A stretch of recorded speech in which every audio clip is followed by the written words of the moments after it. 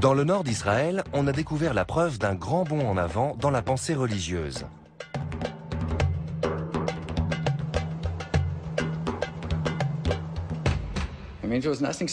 C'était un chantier très ordinaire jusqu'à ce qu'on la voie. Une figurine, mais couverte de saleté et de boue. Bien sûr, on ne l'a pas nettoyée sur le terrain, ça aurait été trop risqué. On a pris cette espèce de gros bloc de sédiment dans lequel on distinguait la forme d'une figurine et on l'a emporté au labo. Ce n'est qu'après l'avoir nettoyée qu'on a découvert la plus belle statuette jamais trouvée dans leur culture.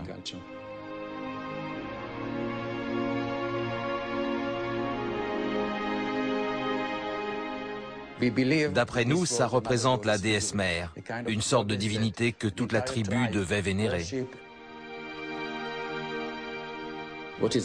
Le plus frappant, ce sont les yeux en diagonale. Ils sont en général 3 ou 4 fois plus gros que des yeux humains normaux. Il y a une volonté évidente de souligner les yeux sur ces statuettes. Ce n'est pas quelque chose de naturel, c'est surnaturel. Beaucoup d'autres figurines de la déesse mère ont été exhumées sur le site de Shahar HaGolan. Elles témoignent d'un véritable bouleversement sur le plan religieux. C'est la première fois qu'on peut réellement parler d'une sorte de déesse. Parce que pour la première fois dans l'histoire de l'évolution humaine, toutes les figurines sont identiques. Sur notre site, il y a environ 120 statuettes d'argile qui ont toute une tête allongée, des yeux en diagonale très proéminents, un nez, des oreilles et des boucles d'oreilles, un nombril et des plis de graisse. C'était sans doute une figure centrale, vénérée par toute la population. Et quand ils pensaient à cette déesse, les gens avaient une image précise de ses yeux et de sa tête. Il devait y avoir toute une mythologie autour d'elle. Les habitants de Shahar HaGolan ont révolutionné la religion. Ils ne considéraient pas leur déesse mère comme le Dieu unique et n'étaient donc pas monothéistes. Mais ils ont été les premiers hommes de l'histoire à instituer une vision uniformisée de Dieu. Ils ont été les premiers à cristalliser cette idée. On vénère une figure spécifique et on ne peut pas la représenter chacun à sa façon. Il y a une bonne et une mauvaise manière de le faire. Le concept d'une représentation uniformisée de Dieu va de pair avec la naissance de la religion organisée.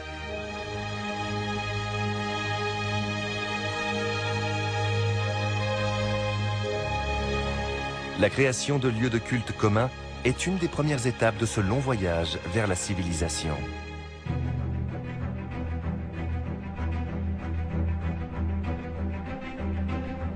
Dès que les hommes ont vu leur population s'accroître autour des temples, ils ont commencé à bâtir des villes de plus en plus grandes.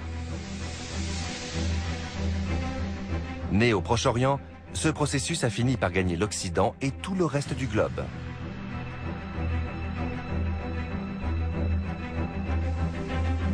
Aujourd'hui, il y a des lieux de culte presque partout dans le monde. Les églises, les mosquées et les temples sont au cœur même de la cité.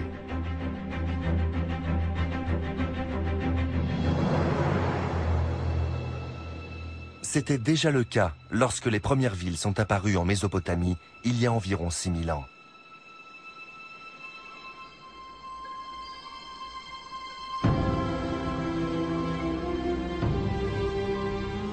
Mari, dans l'actuelle Syrie, était une des plus vastes.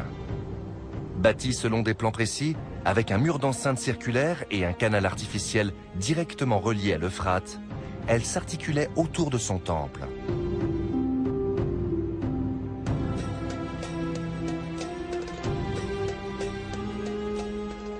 Nous nous trouvons en ce moment dans le sanctuaire de ce temple qui date du 3e millénaire. Et vous avez l'autel derrière moi.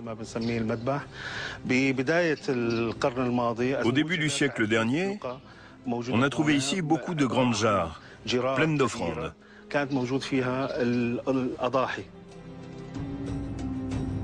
Le temple et le culte occupaient une place essentielle au sein de la cité. Et l'organisation de la religion a profondément et durablement influencé la société.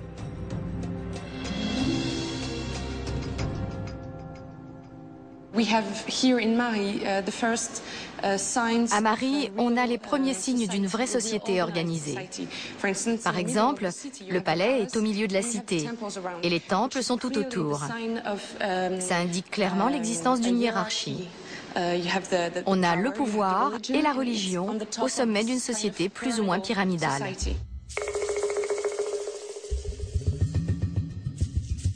Des statues fabuleuses ont été découvertes dans les temples de Mari. Elles nous livrent aujourd'hui une image étonnamment vivante des pratiques religieuses de cette culture antique.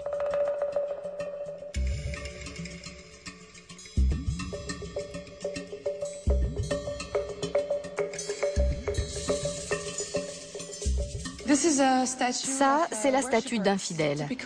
Elle est tout à fait représentative de ce qu'on trouve dans les temples de Mari. Le crâne chauve, la façon de représenter la barbe. Les yeux aussi sont typiques. Ce sont des disques de lapis-lazuli enchâssés dans une coquille. Les sourcils sont en bitume. Les mains sont jointes sur la poitrine, ce qui est un signe de dévotion. La plupart du temps, il y a une inscription à l'arrière de l'épaule avec le nom du modèle. Nous savons désormais qui est cet homme. Il s'appelle Shivun.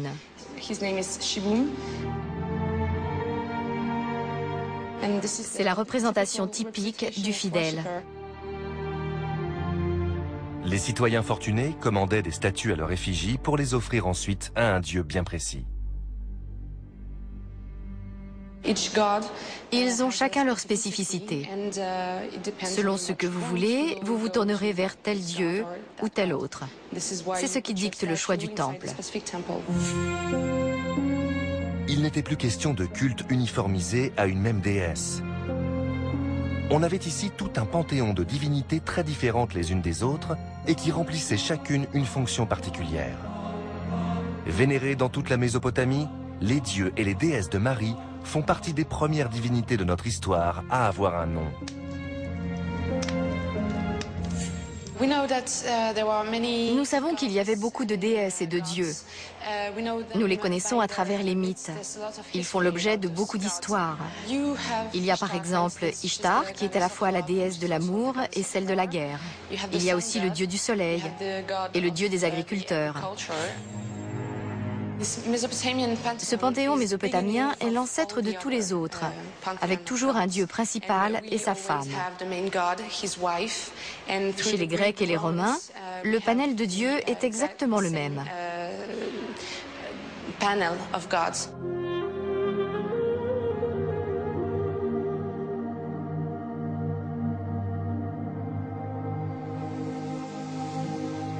Les ruines du Parthénon, le temple érigé en l'honneur d'Athéna sur l'acropole d'Athènes, témoignent encore de la formidable résilience des dieux de l'Antiquité. La plupart des statues et des frises qui l'ornaient autrefois se trouvent aujourd'hui au British Museum à Londres.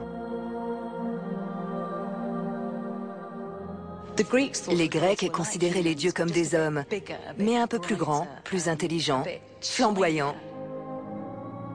Il y a là Dionysos, Sélénée, la déesse de la lune, Aphrodite, la déesse de l'amour sexuel.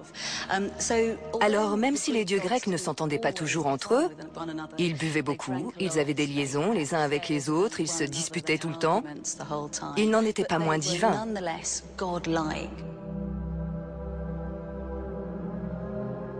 Il ne faut pas oublier que dans la Grèce antique, les dieux, les demi-dieux et les esprits étaient omniprésents. C'est comme ça que les gens expliquaient le monde autour d'eux. Quand ils voyaient la marée monter et descendre, le grain mûrir dans les champs, ils savaient, ils ne pensaient pas, ils savaient que c'était un dieu ou plusieurs dieux qui faisaient tout ça pour eux.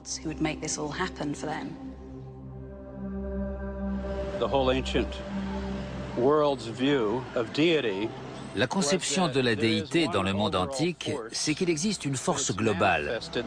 Mais cette force n'est pas nécessairement incarnée, on ne va pas lui parler. Elle se manifeste à travers les puissances naturelles. Si bien que le ciel, la mer et tous les phénomènes naturels sont respectés. On les considère comme positifs, on les respecte et on les célèbre. On célèbre la puissance du vent et de la mer. Plus tard, les Romains ont adopté les dieux grecs en modifiant simplement leur nom. Zeus est ainsi devenu Jupiter, Dionysos Bacchus et Aphrodite Vénus. Il y avait alors des centaines de dieux pour toutes les occasions possibles et imaginables. Si vous étiez malade ou mourant, si vous aviez besoin d'aide ou de prospérité, si vous partiez en voyage et que vous aviez besoin d'être guidé ou protégé, il était logique pour les Grecs et les Romains de s'adresser à la divinité concernée. D'abord du point de vue de l'efficacité, parce qu'ils allaient directement à la source, mais aussi pour rendre hommage précisément à ce Dieu dans un temple où les prêtres se concentraient sur cet aspect en particulier.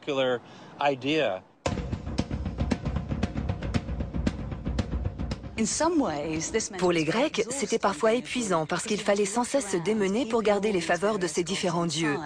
Mais ça signifiait aussi que vous aviez toujours une chance d'obtenir gain de cause. Si ça ne marchait pas avec Apollon, vous pouviez essayer Aphrodite. Je pense que ça incitait les hommes et les femmes à être très tolérants. Si par exemple un visiteur leur faisait découvrir un dieu égyptien, ils étaient tout à fait disposés à croire en ses pouvoirs et même à embrasser un nouveau culte. Beaucoup de dieux ont ainsi coexisté paisiblement pendant des millénaires, jusqu'à ce qu'un homme s'attaque au polythéisme. Cet homme, ce n'était pas Abraham, mais le souverain d'une des plus anciennes civilisations de l'Antiquité, l'Égypte. L'Égypte était polythéiste. On y adorait d'innombrables dieux. Au sommet de ce panthéon, Ra, le dieu soleil, régnait sur un groupe de 9 divinités appelées la Grande Énéade. Mais il y a 3500 ans, le pharaon Amenhotep a initié une véritable révolution religieuse. Il a contesté l'idée même du polythéisme.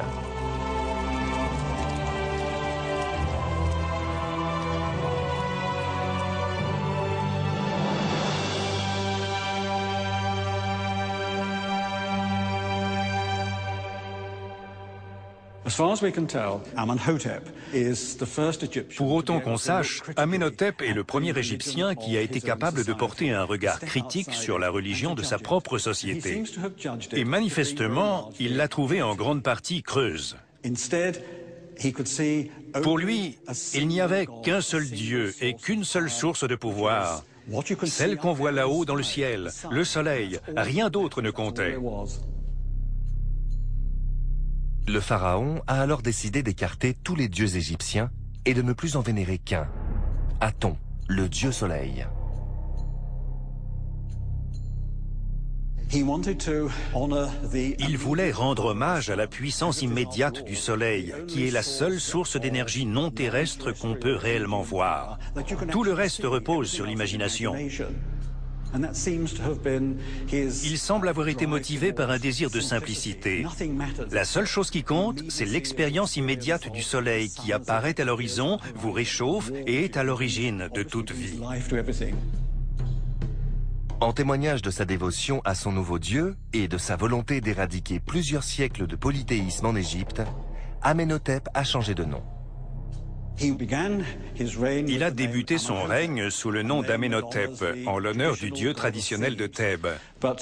Mais plus tard, il a changé pour Akhenaton, en l'honneur du disque solaire, l'Aton.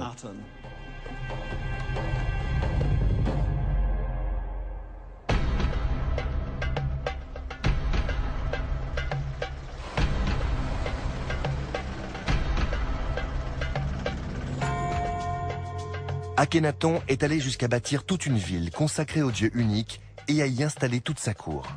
Il l'a appelée Akhetaton, l'horizon du soleil.